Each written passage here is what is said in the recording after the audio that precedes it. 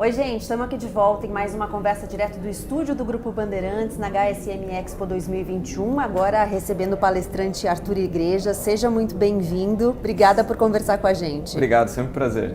Você participa da mesa Além do Hype, o verdadeiro legado digital da pandemia, então eu vou direto ao ponto. O que você acha que é o verdadeiro legado digital da pandemia? Olha, é um legado de aprendizado, né? Porque nesse período muito se falou em inovação e eu acredito que é uma curva de adoção. Porque grande parte das tecnologias já estavam prontas desde 2010. Então, muito do que se usou já estava disponível há mais de uma década, o que chama a atenção de como era o nosso comportamento pré-pandemia. Ou seja, nós precisávamos de uma pandemia para mudar os hábitos, o que está longe de ser o ideal. E o que fica para depois da pandemia é esse alerta de que nós podemos fazer muito mais, né? Então, ao passo que a pandemia vira uma endemia, eu espero que esse passo de adaptação ele não caia. Então é um pouco disso, nós vamos passar pela pandemia e a tendência é que o nosso comportamento volte a ficar letárgico, que era como estava antes. Ou seja, a gente tinha as tecnologias disponíveis já, mas a gente não fazia um uso otimizado delas. Exatamente, é isso que aconteceu com o varejo, quer dizer, quantas pequenas empresas que agora percebem os grandes benefícios do e-commerce, mas tudo isso já estava muito maduro, o consumidor já queria. Do lado do consumidor, ele percebeu uma série de facilidades, que ele não precisa se deslocar tanto, que os produtos, os serviços podem ir até a casa dele, mas ele só explorou essas rotas alternativas por causa da pandemia. Então a metáfora que eu uso é como se nós sempre usássemos o mesmo caminho para ir da casa para o trabalho. Esse caminho foi bloqueado, que é a pandemia, e aí nós passamos a explorar outros bairros e descobrimos que no final era mais rápido, que tinha uma outra rota, só que nós não usávamos porque nós estávamos apegados àqueles hábitos, àquela história de fazer todo dia as coisas da mesma maneira.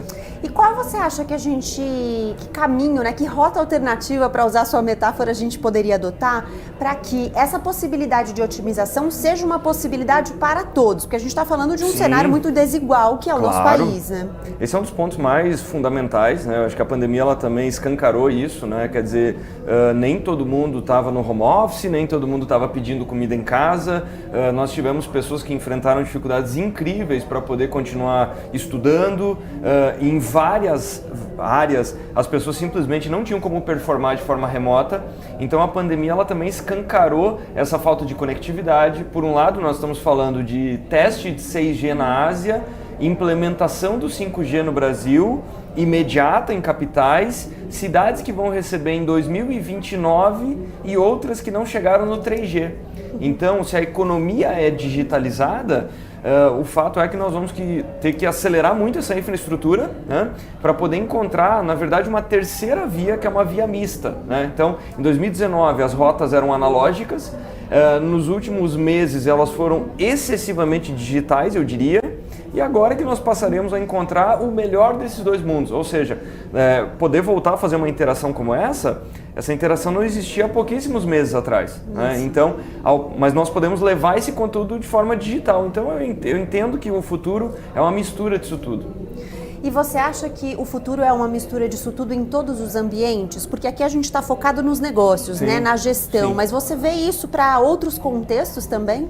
Para todos eles, só que a avaliação que eu faço é que o importante é reconhecer a nível de tarefa e não a nível de negócio. Então, muitas vezes as pessoas acabam fazendo uma confusão quando elas falam, por exemplo, o e-commerce cresceu muito, isso representa fechamento de shopping? Não, uma coisa não tem nada a ver com a outra, porque depende do nível de tarefa. E o que eu estou chamando de nível de tarefa? Por exemplo, a compra de um item que é muito significativo, por exemplo, uma bolsa de luxo, é muito mais provável que a pessoa queira ir até o lugar, porque aquele lugar representa uma conquista, uma experiência, uma vivência, e que essa experiência ela não vai ser ofertada no online.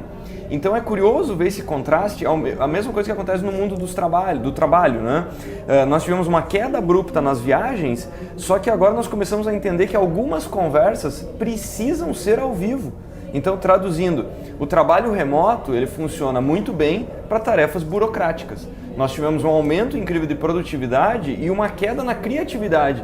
Porque as pessoas elas resolvem uma série de problemas no cafezinho, no happy hour, conversando, convivendo, com uma conversa. No deslocamento, né? Exato. Olha uma coisa na rua e tem um insight. Exatamente, ela aprende com aquilo, né? Então esses encontros não programados, né, que são tão incríveis, o online não traz isso. O online ele é objetivo, ele é pontual, ele é frio, né? Mais hermético, né? Exatamente. Então o importante é reconhecer, puxa, será que essa conversa é uma conversa criativa? Vale muito mais a pena fazer ao vivo, sabe? Agora, é uma conversa muito objetiva. Ora, não faz sentido viajar tanto para ter conversas que poderiam ser muito mais pontuais e online. Bom, então, pensando aqui, estou pensando enquanto você vai falando, se a gente conseguir otimizar o uso da tecnologia, a gente pode, por consequência, também conseguir otimizar as características essencialmente humanas, como a criatividade? Acredito integralmente nisso, que no final das contas a tecnologia ela é habilitadora, potencializadora, e não são as máquinas que estão ocupando o espaço das pessoas, as pessoas é que estavam ocupando o espaço que por natureza é das máquinas. Resolver coisas burocráticas, repetitivas, chatas, que não tem esse toque humano, ou seja, qual que é a parte que o consumidor valoriza, mais uma vez resgatando aqui o e-commerce? A capacidade de acompanhamento, agilidade, dados na mão, não ter que ligar para alguém para perguntar, puxa, onde é que está minha encomenda? Agora, um atendimento é uma coisa absolutamente insubstituível, assim como eu falei, em relação à criatividade, à convivência. Então, a tecnologia, eu entendo que ela é uma dádiva para resolver tudo aquilo que não é o lado humano por essência, né? Então, quando uma pessoa está fazendo trabalho de máquina, ela não está usando aquilo que é o melhor lado dela. Bom, pelo que você está falando, já dá para entender por onde você caminha, mas eu vou te fazer essa pergunta porque fiz a vários convidados e às vezes a gente lê coisas muito apocalípticas ligadas à tecnologia, mas você a vê como aliada. Com certeza.